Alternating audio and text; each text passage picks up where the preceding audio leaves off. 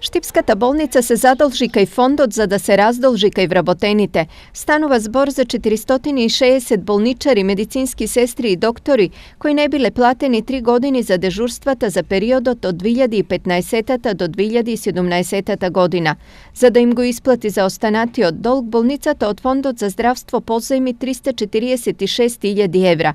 Doполнителни 84.000 evra se plateni za izvršuvanje.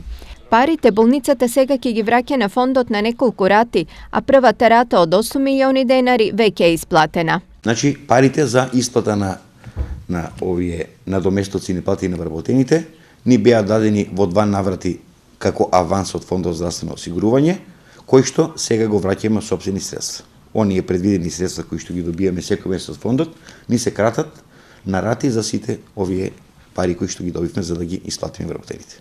Значи, фактички, ние со сопствени средства ги исплаќаме, само што парите наеднаш ги добивме од фондот за здравство, а ќе ни бидат одбини од нашата. Проблемот со неплатените дежурства се провлекува со години наназад, но вработените решија да тужат дури по смената на раководството, кога на адреса на болницата пристигнаа 450 извршни решенија. Иако надоместоците не биле плаќани најмалку 10 години, поради застареност, тужби и решенија се пристигнати само за последните 3.